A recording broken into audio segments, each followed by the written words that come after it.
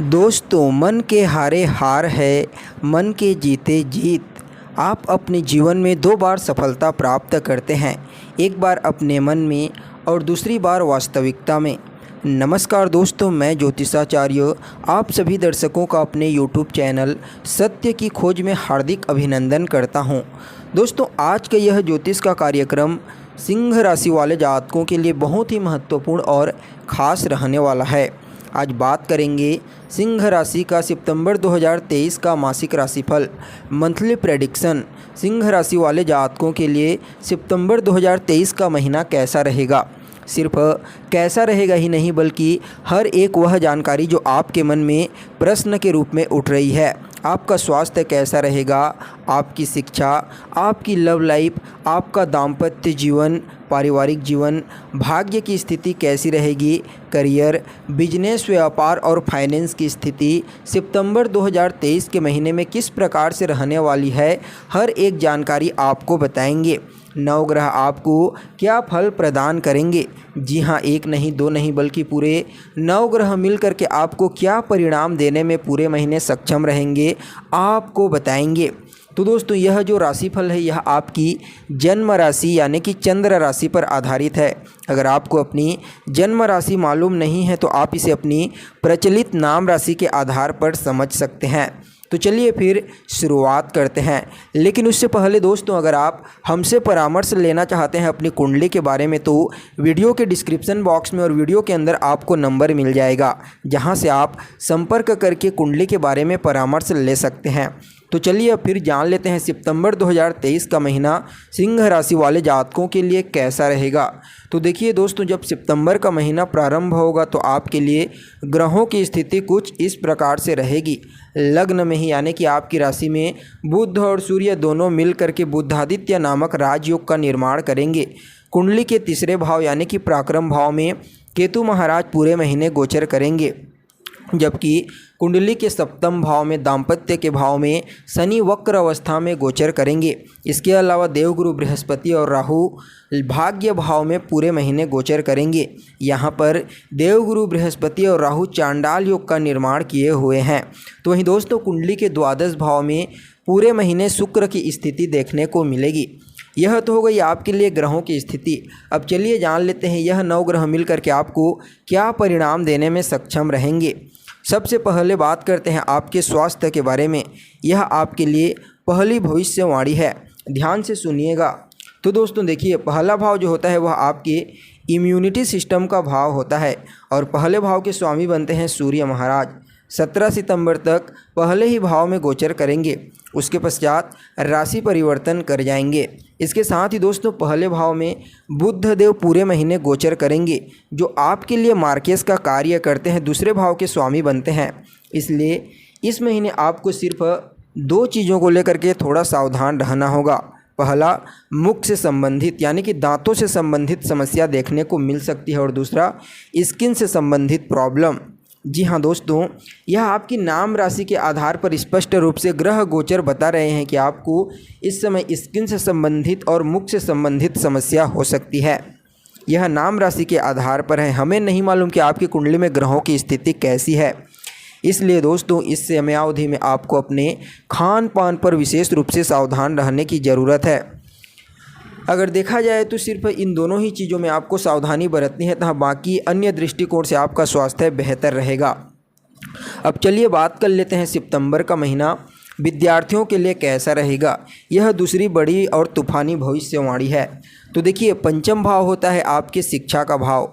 पंचम भाव के स्वामी बनते हैं देवगुरु बृहस्पति और नवम भाव में भाग्य भाव में राहु के साथ मिलकर गोचर करेंगे, अपने भाव को नवम दृष्टि से दृष्टि गोचर करेंगे।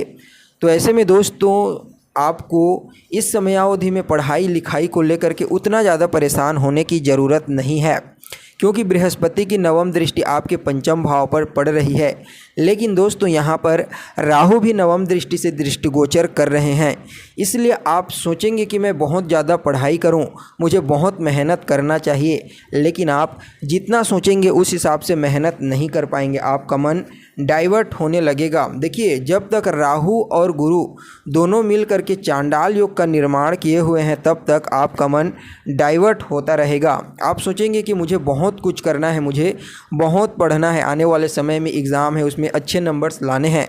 लेकिन दोस्तों, राहु के प्रभाव से आप बिल्कुल भी ऐसा नहीं कर पाएंगे। बेकार की चीज़ों में आपका मन डाइवर्ट होने लगेगा और यह समयावधि लगभग 30 अक्टूबर तक देखने को मिलेगा। 30 अक्टूबर से पहले तक आपका पढ़ाई में मन बिल्कुल भी नहीं लगेगा। उसके पश्चात जब 30 अक्टूबर के पश्चात राहु राशि परिवर्तन करेंगे तब आपका मन पढ़ाई में धीरे धीरे लगने लगेगा। लेकिन आप पूरी कोशिश करेंगे, क्योंकि देवगुरु बृहस्पति की जो नवम दृष्टि है वह आपके शिक्षा के भाव पर पड़ रही है। लेकिन राहु के प्रभाव से कहीं न कहीं भ्रम की स्थिति आपको अवश्य देखने को मिलेगी, कुछ कन्फ्यूजन क्रिएट होंगे। इसलिए दोस्तों, इस समयावधि में आपको राहु को कंट्रोल करने के लिए उनके कुछ उपाय को अवश्य करना चाहिए। तो अब चलिए अगली और बड़ी भविष्यवाणी के बारे में बात कर लेते हैं, जो आपके लव लाइफ को लेकर के है। तो कैसा रहेगा सितंबर का महीना लव लाइफ के लिए? तो देखिए, पंचम भाव जो होता है आपकी लव लाइफ का, और पंचम भाव के स्वामी बनते हैं देवगुरु बृहस्पति। राहु के साथ बैठे हुए हैं नवम भाव में, और पहले भाव में सूर्य महाराज गोचर कर रहे हैं। और 1 साल बाद ऐसा गोचर सूर्य का देखने को मिलता है जब वह अपनी मूल त्रिकोण राशि में गोचर करते हैं। और उनकी जो सप्तम दृष्टि है वह आपके दाम्पत्य भाव पर, वैवाहिक जीवन पर पड़ रही है, जो आपके बिल्कुल अपोजिट को इंडिकेट करता है। तो ऐसे में दोस्तों, इस समय बहुत सारी एक्सपेक्टेशन होगी, उम्मीदें होगी, बहुत सारे डिजायर होंगे। जो लोग सिंगल हैं वे चाहते हैं कि वह भी रिलेशनशिप में आ जाएं।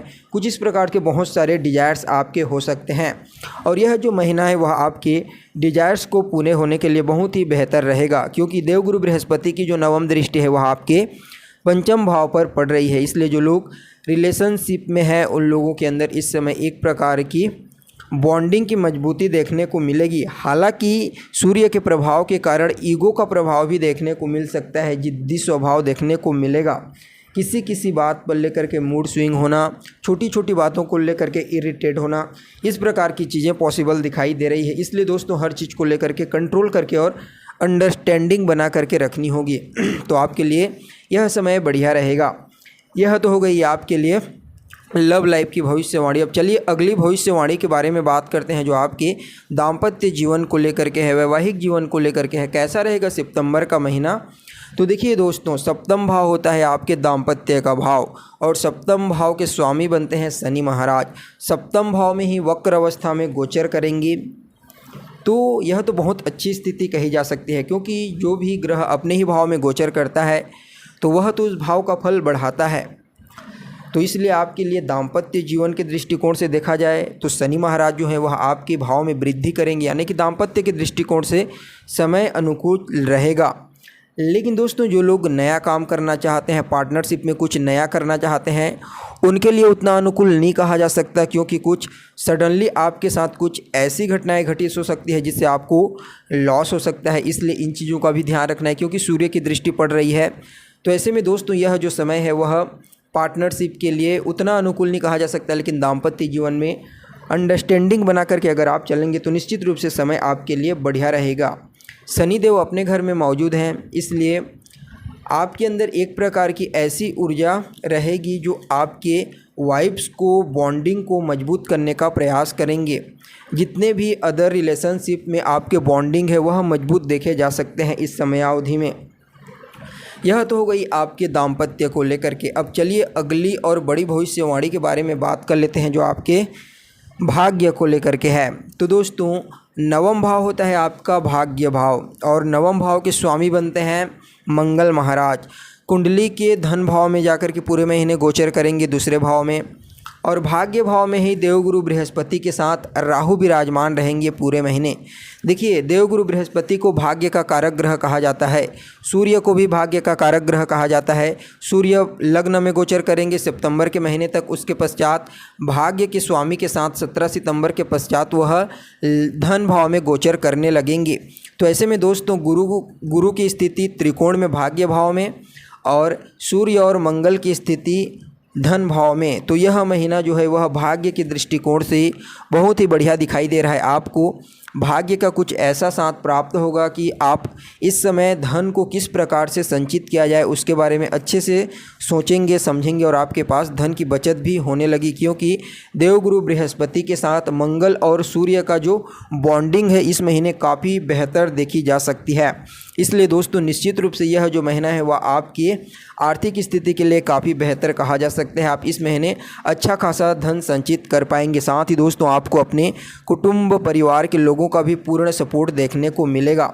भाग्य का साथ तो पूर्ण रूप से देखने को मिलेगा, लेकिन उसमें राहु थोड़ा प्रॉब्लम क्रिएट करने का कार्य करेंगे, क्योंकि राहु भाग्य भाव में बैठे हैं और देवगुरु बृहस्पति को पीड़ित करके चांडाल दोष से ग्रसित हुए हैं। तो ऐसी अवस्था में दोस्तों देखा जाए तो जो भी चीज़ें आपको प्राप्त होंगी उनमें कुछ चीज़ें नेगेटिविटी भी आपको प्राप्त हो सकती है, लेकिन आपको उस चीज़ों को समझने की ज़रूरत है, क्योंकि राहु का जो प्रभाव है वह भ्रम का प्रभाव माना जाता है। जो होता नहीं है, वास्तविक नहीं होता है, उसी चीज़ को लेकर के लोगों को यह भ्रमित करने का कार्य करता है। इसलिए दोस्तों हर चीज़ को इस समय आपको सोच समझ करके डील करने की आवश्यकता है। अगर अगली बड़ी भविष्यवाणी के बारे में बात की जाए तो दोस्तों वह आपके करियर को लेकर के है। तो देखिए आपके करियर भाव के स्वामी बनते हैं शुक्र महाराज और पूरे महीने द्वादश भाव में गोचर करेंगे, चंद्रमा के घर में गोचर करेंगे। तो चंद्रमा तो उनका शत्रु होता है। तो देखिए करियर के दृष्टिकोण से हालांकि उतना ख़राब भी नहीं कहा जा सकता, क्योंकि शनि करियर के कारक ग्रह कहे जाते हैं और वह व्यापार भाव में वक्र अवस्था में गोचर कर रहे हैं और अपनी तीसरी दृष्टि से आपके भाग्य भाव को देख रहे हैं। और जो शुक्र की स्थिति है दोस्तों वह भी द्वादश भाव में बहुत ही अच्छी कही जा सकती है। हालांकि वहाँ पर उनकी शत्रु की राशि है, लेकिन जो उनका प्लेसमेंट है हाउस के आधार पर वह बहुत ही बेहतर है। इसलिए करियर के दृष्टिकोण से भी यह समय बढ़िया रहेगा। जो लोग विदेश में काम करते हैं, बाहर काम करते हैं, उन लोगों को इस समय ज़बरदस्त सफलता की प्राप्ति होगी। साथ ही बुटीक का कार्य करते हैं, फैशन का कार्य करते हैं, खाद्य पदार्थ का कार्य करते हैं, इन लोगों के लिए यह जो महीना रहेगा बहुत ही बढ़िया नज़र आ रहा है। इसके अलावा सूर्य और बुध की स्थिति, लग्न में सूर्य की स्थिति अपने ही घर में है। तो जो लोग सरकारी नौकरी के लिए प्रयास कर रहे हैं लंबे समय से, उन लोगों को इस समयावधि में कुछ न कुछ अच्छा रिजल्ट प्राप्त हो सकता है। आप मेहनत कीजिए, अप्लाई कीजिए, निश्चित रूप से आपको सरकारी नौकरी की प्राप्ति हो सकती है, क्योंकि सूर्य और बुध की स्थिति लग्न में ही देखने को मिल रही है और गुरु की स्थिति भी त्रिकोण में है। तो ऐसे में दोस्तों निश्चित रूप से सरकार के साथ जुड़ करके कार्य करने का मौका मिल सकता है अगर आप थोड़ा सा एफर्ट कर लेते हैं तो।